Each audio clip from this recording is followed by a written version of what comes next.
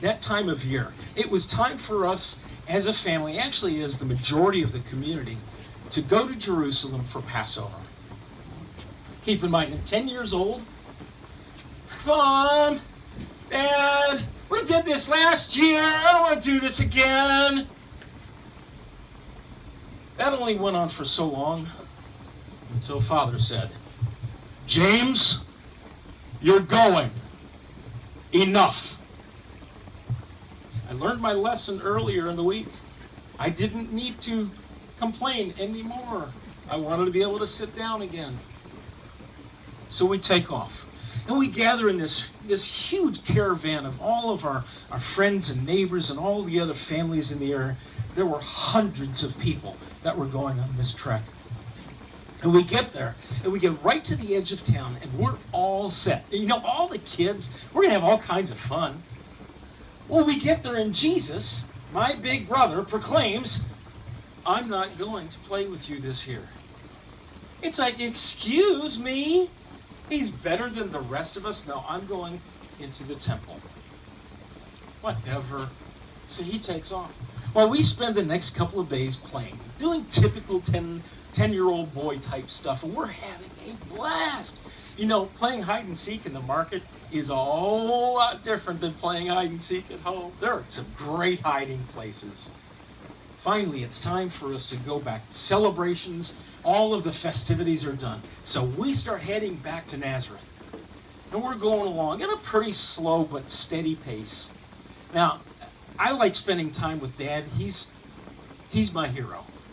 Jesus, on the other hand, well, I'm not going to say that he's a mama's boy, but he kind of takes care of Mom back in the back of the caravan. So we've been gone for almost a day traveling. And we get to a point where Father says, James, go back and check on your brothers and your sisters and your mother.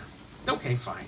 So I kind of bebop back there, and I'm just playing along the way, and I get back there, and there's Mother, and I'm doing an inventory, okay?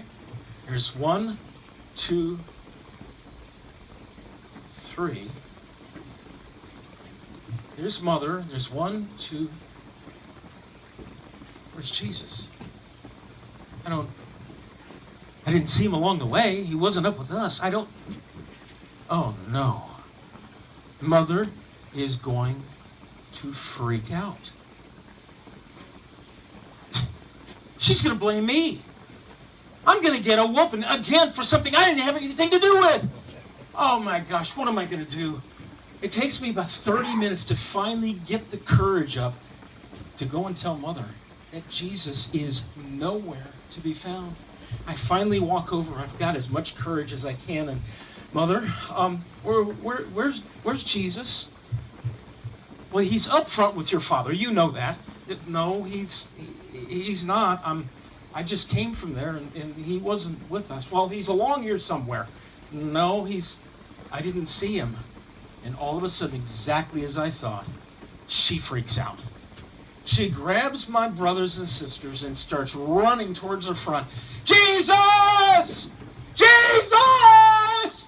Joseph! Jesus! She finally gets up to the front, and there's Father, and he's, what is going on with you? What is wrong? I can't find your son Jesus. We have to go back to Jerusalem. Father's like, oh no, I thought something like this would happen. So we turn around and we make a beeline back to Jerusalem. We get to the edge of town, and Mother says, now James, you stay here with your brothers and sisters, and you watch them. Don't let them out of your sight. We'll be back. Okay, fine. I think I know where Jesus is. Would you just hush up and stay here and watch your brothers and sisters? But I think I know. Just hush up, okay? They take off. They come back a few hours later. Well, have you seen your brother? No, but I think I know where he is. James, just hush up. Take care of your brothers and sisters. This goes on for a couple of days. Finally, the third day. Mother, Father, I think I know where Jesus is. All right, fine. We've run out of options. Where do you think he is? Well, I think he's at the temple. The temple? Yeah, I think he's at the temple. That's where he said he was going. Well, why didn't you tell us this the other day? Well, Mother, I tried. All right, fine. So we head off to the temple. Huge crowd right there on the outskirts of the temple. And we get close enough that we can start to make our way through the crowd. And then it happened. I heard his voice. I heard my big brother's voice. I've been vindicated. My big brother has messed up, and he's going to get a whooping. He's going to get the best whooping I've ever seen. I cannot wait. Well, we get right to the edge of the crowd, and they see Jesus. And Mother, all of a sudden, she blurts out, she says, Jesus, why have you done this to your father and me? And he looks up at her and says, well, Mother, didn't you know that I would be in my Father's house? And all of a sudden, I realize he's not getting a whooping.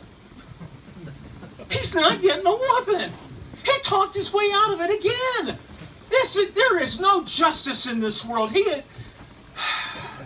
So I grumble all the way back home. Should have gotten a whooping. You didn't do what Mom and Dad told us that we should do.